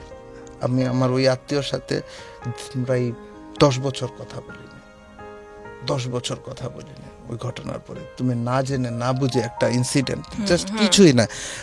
আমরা যেরকম থাকি না যে আমরা একটা বাস ধরার জন্য আমরা দাঁড়াই, পাশে দেখা গেছে যে ছেলে বা মেয়ে এসে দাঁড়ায়, ঠিক সেম সিচুয়েশন উনি দেখলো, জাস্ট দেখে সামহাউ স্টোরি শুনেছে যে ও কারোর সাথে প্রেম করে বানাই দিলে এটাই মনে হয় সেই মেয়ে। হ্যাঁ, আমি আসলে আমার বন্ধুর শ্রাদ্ধে যাই নাই, আমি মেয়ে নিয়ে মেয়ে ঘুরে নিয়ে বেড়াচ্ছি। ঘুরতে গেছি। তো এই টোটাল একটা টক্সিক ওয়ার্ড, এন্ড দেন আমি ফার্স্ট অ্যাটেম্প নেই আমি সুইসাইড করার। আমার first attempt was for suicide. ওই সময় আমি ফার্স্ট অ্যাটেম্প নেই সুইসাইড করার। তো হাত কাটবো আমি তখন মনে করে চিন্তা করছি যে আমি তখন ফার্স্ট অ্যাটেম্প আমি সুইসাইড করার নেই। বাট সামহাউ মানে ওই যে বললাম যে আমার ছোট ভাই, He helped you a মানে lot. মানে আমি যখন মানে করতে গেছি তখন আমি দেখছি যে এই যখন ও অনেক ছোট, ওর নিজেরও মানে মনে আছে কিনা আমি জানি না, ওই যে দরজার নিচ দিয়ে দেখা যেত যে একজন মানে চোখ দিয়ে দেখতেছে। আমি যখন হাতটা কাটতে যাই তখন আমার মানে দরজার নিচে আমার চোখটা পড়ে, ঠিক আছে, আমি ওইখানে আমার ছোট ভাইরে দেখতে পাই যে উকি দিয়ে আপনাকে দেখছিল। দরজার ওই গ্যাপ দিয়ে যে চোখ দেখা যায়, চোখটা আমার ওর চোখের উপরে পড়ছে। তারপরে আমি যখন ওর চোখটার উপরে পড়ছে তখন আমি আর মানে আমার প্রত্যেকটা মানুষেরই এই জায়গা থেকে একটা রেস্কিউর একটা মানে একটা লাইফ লাইন মানুষ পায়। তো এই যে আমার ছোট ভাইয়ের চোখে চোখ পড়ছে, দেন আমি আসলে মানে আমি পারি নাই। আমার কাছে তখন আমার কাছে মনে হয়েছে যে আই নিড টু রিকভার, আমার ছোট ভাইরে নিয়ে আমার মানে থাকতে হবে, মানে ওর সাথে আমার সময় কাটাই। কেউ একজন আছে অ্যাট লিস্ট, হ্যাঁ, কেউ একজন অন্তত জীবনে প্রেমিকা বুঝেনি, যে বড় করেনি সে বুঝেনি, তোমার ভাবনা আর কি, হ্যাঁ, বা টক্সিক লোকের তো আশপাশ স্বভাব না, বাট কেউ একজন আছে ও যে প্রয়োজনের চাইতে বেশি তোমার ব্যাপারে সতর্ক থাকতো। কারণটা কি, কি মনে হয়েছে, এটার ব্যাখ্যা কি? নাকি স্রষ্টা করিয়েছেন তাকে এটা দিয়ে? স্রষ্টা করিয়েছে। একেবারে তো একেবারে গাদা ছোট বাচ্চা, বাচ্চা, একদম হ্যাঁ। গাদা বাচ্চা। প্রতি মুহূর্তে তোমাকে চোখে চোখে রাখতো, চোখে চোখে রাখতে বা ওটা কিউরিয়াসিটি তোমাকে দেখতে থাকতো। তো এর জন্য তুমি বলছিলে যে আমার ছোট ভাই আমাকে সবচেয়ে বেশি সাপোর্ট করেছে ওই বয়সে। আমরা রিলেট করতে পারছিলাম না, এখন পরিষ্কার রিলেট করতে পারছি।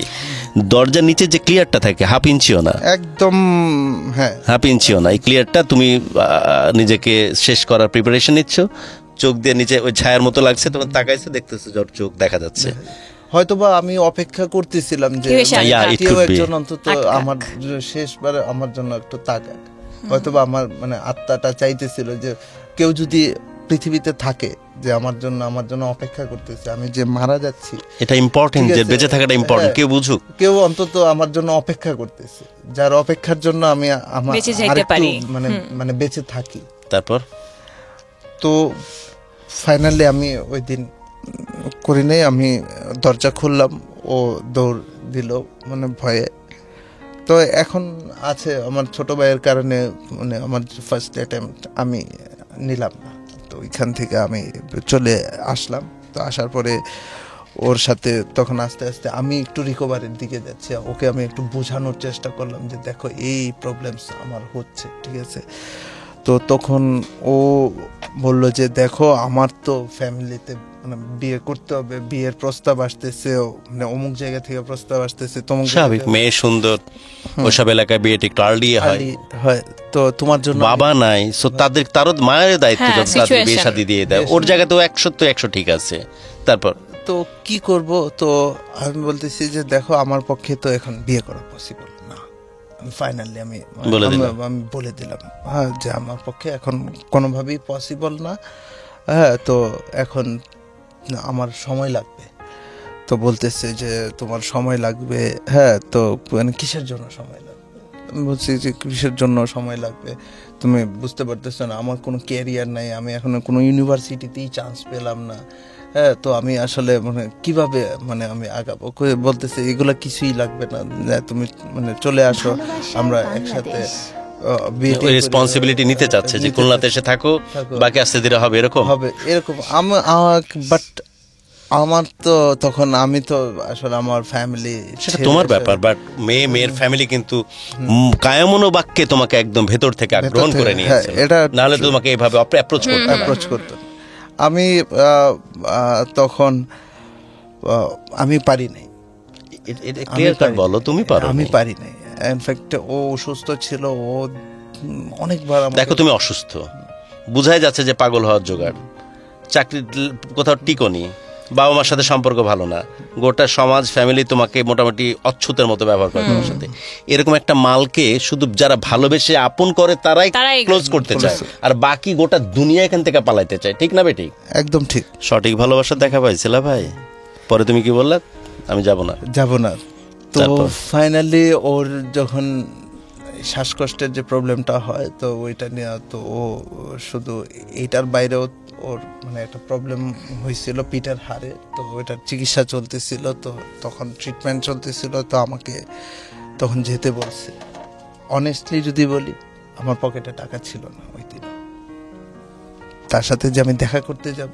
আরো অনেস্টলি যদি বলি, ভিক্ষা করে হলেও বা রিক্সা চালায় হলেও টাকা ইনকাম করে আমরা যাইতাম। তো টাকা ছিল, যে ভালোবাসা দেখা তুমি পাইছো, আমি আসলে 10 জন্মে জন্ম নিল মানুষের ভালোবাসা দেখা পায় না। আমি সেই মেয়েটাকে আপন নাই বা করি, পরেই করে দিলাম, কিন্তু মেয়েটা যখন জীবন মৃত্যুর সন্ধিক্ষণে, তখন যদি রিক্সা চালায় হলেও বা মাথায় করে কোনো মাল বহায় নিয়ে সেই মজুরি কামলা নিয়েও যদি আমি তার কাছে যাওয়া লাগতো, যাইতাম। তোমার পকেটে টাকা ছিল না তাই তুমি যাওনি। আমি আসলেই যেতে পারি। আমার ভেতরে একটা ইটস নট সাউন্ডস গুড। তারপর বল। আমার ভেতরে একটা অপরাধ বোধ, তার কাছে সামনে দাঁড়ানোর লজ্জা, ভয়, এটা পরের গল্প, এটা পরের গল্প। প্রথম গল্প বললা তুমি যে টাকা ছিল না তাই যায়নি।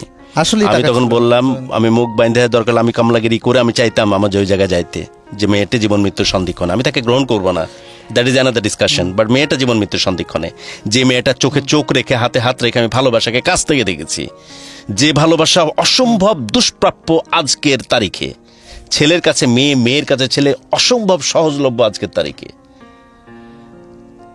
ছাগল নাইয়া গলাচেপার আসিয়া খাতুন আর মাতবর থেকে শুরু করে আজকে গুলশান বনানীর রেহমান সোবহান অথবা আসিয়া বেগম থেকে শুরু করে সবার কাছে কিন্তু ছেলের কাছে মেয়ে, মেয়ের কাছে ছেলে খুবই সহজলভ্য। দুর্লভ যদি কিছু থেকে থাকে তার নাম প্রেম, তার নাম ভালোবাসা। বহুদিন আগে থেকে স্বর্গ থেকে এতটুকু পড়ছিল, সেটাই ভাগ করে মানুষ এখনো খাচ্ছে, পৃথিবী লয় আর আগ পর্যন্ত হয়তো খাবে। সেই জায়গার দেখা তুমি পাইছিলা, তুমি ওন করতে পারোনি। আমি রাখতে পারি না। True, I was the guilty. You are freaking responsible না? I am responsible. তুমি বলতেছো যে টাকার অভাব, তারপর যখন আমি কভার করতে গেলাম তখন তুমি বললে যে আমি ওর সামনে দাঁড়াতে পার। এগুলো সবকিছুর ঊর্ধ্বে গিয়ে যে মেয়েটা জীবন মৃত্যুর সন্ধিক্ষণে এরকম একটা প্রেমময় মানুষ এবং আর পরিবার সহ, তাকে দেখতে যাবে না তুমি? সবচেয়ে সেরা জিনিসটা যে তোমাকে দিয়ে রাখছে তাকে দেখতে যাবে না? জীবন মৃত্যুর সন্ধিক্ষণ যদি হয়ে থাকে, মারা যাওয়ার যদি প্রবাবিলিটি থাকে, তখন দেখতে যাবি না তারে? হ্যাঁ, ওখানে কোনো কাব্য চলে? ওখানে কোনো যুক্তি চলে? ওখানে সামনে দাঁড়ালে কি হবে, পিছে দাঁড়ালে কি হবে, এসব চলে নাকি? সবকিছুর থেকে আমি তোরা দেখতে আসছি। আমি তোর সেই নপুংসক অথর্ব পৌরুষত্বহীন বর বা প্রেমিক যে তোকে আপন করতে পারেনি, কিন্তু তোকে আমি ভালোবাসি, ব্যাপারে সন্দেহ নাই, তোরে দেখতে আসছি, আমাকে ক্ষমা করে দিস। তারপর কি করলে? আসলে ওই একটা দিনই আমি হাইরা গেছি আর কি, মানে ওই জায়গাটাতেই আমি আসলে, অফ কোর্স ইট ইজ। হ্যাঁ, আমি মানে আমার কথার সাথে তুমি দ্বিমত পোষণ করো কিনা, আমি যে প্রেক্ষিত নিয়ে কথাগুলো বললাম? না, আমি দ্বিমত পোষণ করি না, করা উচিত না। তারপর বলো। পোষণ করি না।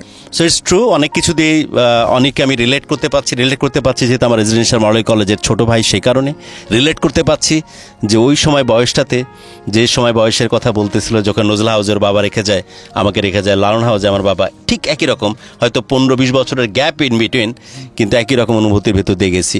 ও যেমন একটা মেয়ের প্রেমে পড়তেছে ওই বয়সে, সেই শৈশব কৈশোরের ওই মুহূর্তগুলোতে আমাদের জীবনে এরকম মুহূর্তে কিছু আসছিল। আমি খুব বেশি রিলেট করতে পারছি অনেককে আজকের এই স্টোরি শুনবার সময়। সো আমার কাছে যেটা মনে হয়, অনেকের যে গ্রুমিং ওর যে পারওয়ারিশ, স্পেশালি রেজিডেন্সিয়াল মডেল কলেজের তার যে সময়কার কথা বলে, এই ছেলেরা সত্যকে সত্য বলার মতো ক্যাপাবিলিটিস রাখে। So it was a mistake. এটার জন্য অপরাধবোধ থাকা উচিত যে মেয়েটি কায়মনে বাক্যে সবকিছুকে পর করে দিয়ে তোরে আপন করতে পারছিল ভাই, শুধু মেয়েটি না এবং মেয়ের পরিবার, সেই মেয়েটি কোনো কিছুরই অভাব, কোনো কিছুরই জন্য তোমার মহতাজ ছিল না। নতুন লুক ভাই, যে ঠিক আছে আমার যুবরাজ চলে আসছে, গ্রিক দেবতা চলে আসছে, তাই লুকের জন্য পাগল হয়ে গেছে, সেরকম কিছু না।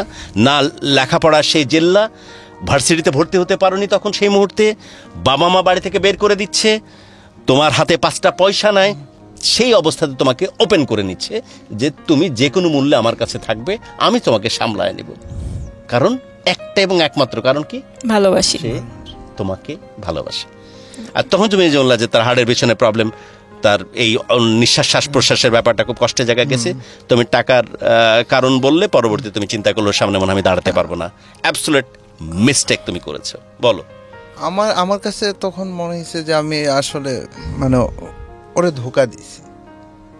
আমার কাছে মনে হয়েছে আমি ওরে ধোকা দিয়েছি। আমার ফ্যামিলির অবস্থা এত, মানে আমি চাইলেই ওদেরকে সাপোর্ট দিতে পারতাম অনেস্টলি। অনেক তোর ফ্যামিলির অবস্থা অনেক ভালো। বিনয়ের জন্য বলতে গিয়ে হয়তো আটকায় গেলি, আমার ফ্যামিলির অবস্থা এত খারাপ না বলতে যাচ্ছিলি। তোর ফ্যামিলির অবস্থা অনেক ভালো, অনেক অনেক ভালো। আর এই অনেক থেকে কথা মনে পড়লো, অনেক অসম্ভব সৎ ছেলে তুই। ওই জন্য বলছিলাম তোর পারওয়ারিশ ভালো, রেজিডেন্সিয়ালের একটা ব্যাপার তো আছেই, যে জন্য স্বীকার করলি যে আমি তাকে ধোকা দিয়েছি। এবং মজার ব্যাপারকে জানিস, তুই যদি জানতি তাকে ধোকা দিচ্ছি, তুই ধোকাটা দিতি না, তুই তোর অবচেতন মনেই তাকে ধোকা দিয়েছি। কেমন অবচেতন মনে? যখন প্রেম করার জন্য মন আকুলি বিকুলি করেছে, প্রাণ খুলে প্রেম করেছিস, যখন ওকে ছুঁড়ে ফেলার দরকার পড়েছে, তোর ক্যারিয়ারে ফোকাস দেওয়ার জন্য ছুঁড়ে ফেলেছিস, আবার যখন তোকে মনে হয়েছে যে আবার মনটা আমার কেমন কেউ চাচ্ছে, ওই প্রেমময় ফিল নিয়ে একটু পরিপূর্ণতা পাইতে আবার কাছে গেছিস, আবার যখন মনে হচ্ছে যে ওকে ফেলে দায়িত্ব নিতে পারছি না, ওকে ফেলে দিয়েছিস। Is it? অনেক ভালোবাসিস তুই তোকে। আর এই ভালোবাসাটাকে বিনির্মাণে, যেমন যে ওই দরজার নিচের 1 ইঞ্চি ক্লিয়ার দিয়ে যে ছেলেটা চোখে চোখ রেখেছিল ছোট ভাই পাশে থাকার জন্য, ঠিক তেমনভাবে তোর ছায়ার সাথে ছায়া মিশিয়ে ওই মেয়েটাও পাশাপাশি তোর পথ চলেছে। আজকে আমি জানি না তো ছোট ভাইটা কতটুকু তুই মাথায় তুলে রাখতে পারিস, বাট এই মেয়েটাকে রাখতে পারিস না। আসলে আমি মাঝে মধ্যে ভাবি যে আমি আসলে মানে আমি সবসময় একটা জিনিস ভাবি, I am not perfect actually. No one is perfect. কেউই perfect না। No one is perfect, but we are very, very much you are narcissist. You love yourself a lot. তোর কেউ বলছে কিনা জানে, তোর কি মনে হয় এটা এই নার্সিসিজমটা তোর মধ্যে আছে? আরেকটা জিনিস মনে হয় গুরু, যে মেবি আমি ভীতু। নো, ভীতু হলে তুই এরকম ডিসিশন নিতি না। I strongly disagree. In your very initial stage, you decided yourself to all the way to Dhaka to Khulna. এই যেসব এক্সিকিউশনগুলো করছিস, ভীতু হলে কখনই করতি না। You love yourself a lot. তুই তোর স্বপ্ন, তোর ফ্যান্টাসিকে বাঁচিয়ে রাখতে অনেক বেশি পছন্দ করিস, এবং তাকে নিয়ে এখন যখন তুই কষ্ট পাস, বিশ্বাস কর এটাও তোর নিজেকেই ভালোবাসার একটা নামান্তর। এই বিষাদের মধ্যেও ভালো লাগার একটা উপলক্ষ মিশে আছে, এটা জানিস তো? তুই যেহেতু ফিল্ম মেকার, সেই ফিল্মটা নিস এখন আবার। যেটা করা হয়নি এই জীবনে, কায়ে মনে বক্কে মনে হয় হাত পা ধরে ক্ষমা চাওয়া হয়নি মেয়েটার কাছে, রাইট? পারলে চা, দ্য স্টুডিও ইজ ইয়ার্স। বিদায় নেব তারপর পরই আমরা একদম চুপ। আমি বিদায় নিয়ে নিলাম এতেশাম, সাইনিং অফ। সামনে সপ্তাহে দেখা হবে। আর বন্ধুরা, আপনিও যদি আপনার কোনো গুরুত্বপূর্ণ গল্প আমাকে পাঠাতে চান, আমাকে লিখে পাঠাতে হবে। তবে লেখার আগে লাভ গুরু শব্দটা ব্যবহার করতে হবে, আর লিখে পাঠাতে হবে 01841904904 এই নাম্বারটা আবারও বলি, 01841904904। ওকে, সবাই silent. The studio is years, microphone is years. কত বছর হলো সম্পর্ক ছেড়ে আসা? এক যুগ। যাক, আমি খুবই খুবই এক্সাইটেড এই সময়টার জন্য, বাকি সামনে 3-4 মিনিটের জন্য কিভাবে ডেলিভার করতে সেটা দেখবার জন্য। কারণ প্রেমের বড় অভাব আজকের পৃথিবীতে, সব সহজলভ্য হয়ে গেছে, সবই সহজলভ্য। মানে বাজারে বেগুনি থেকে শুরু করে ছেলের কাছে মেয়ে, মেয়ের কাছে ছেলের নেশাদ্রব্য, আলু, পটল, মিষ্টি, কালোজাম, খেজুর, সব সহজলভ্য। শুধু সহজলভ্যর অভাব হয়ে গেছে ভালোবাসার এই প্রেম। এই ভালোবাসাটা বাঁচছিল সে এবং তার পরিবার মিলে, খুবই যত্ন করে ছেলেটাকে। যেখানে what ever the situation is, honest একটা ছেলে আমার পাশে আছে, যে ছেলেটি বললো যে এটা আমি ভুল করেছি, আমি ধোঁকা দিয়েছি, এটা আমার অন্যায় ছিল। এটা বলার মতো গার্ডস আবার আজকের তারিখে মানুষের থাকে না, পুরুষের তো থাকেই না। যেহেতু ওর গ্রুমিং ভালো, ওর পারওয়ারিশ ভালো, ও ভালো প্রতিষ্ঠানে পড়েছে বিধায় এরকম বলার জজবা আর কলিজা সে রাখে। তার জন্য অনেক বেশি সফলতা চেয়ে রাখলাম, দোয়া করে রাখলাম আমার ছোট ভাই যেন ঘুরে দাঁড়ায়, অনেক বড় করে সফল হয়, জীবনের শেষ দিন পর্যন্ত এই মেয়েটার প্রতি যে শ্রদ্ধাবোধ সেটা যেন তার ভিতরে থাকে, এবং যদি সম্ভব হয় জীবনে কোনো না কোনো ভাবে, প্রত্যক্ষ বা পরোক্ষভাবে মেয়েটাকে যেন মেয়েটার জীবনটা বিনির্মাণে সে যদি খুব চমৎকার কোনো রোল প্লে করতে পারে, সেটা আমার জন্য অনেক বড় কিছু হবে। বাট মেয়েটার কাছে ক্ষমা চাওয়ার বড় বেশি বাকি আছে, মেয়েটার কাছে সারেন্ডার করার বাকি আছে। The studio is years, microphone is years, start. Okay mention করেই বলো। অ্যাকচুয়ালি আমি মানে কি বলবো, এটা প্রায় এই কথাটা বলার জন্য আমার প্রায় 12 বছর সময় লেগে গেল।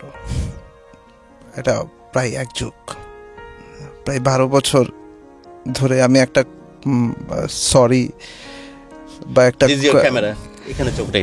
সরি বা একটা ক্ষমা চাওয়ার জন্য আমি অনেকবার ভাবছি যে আমি বলি,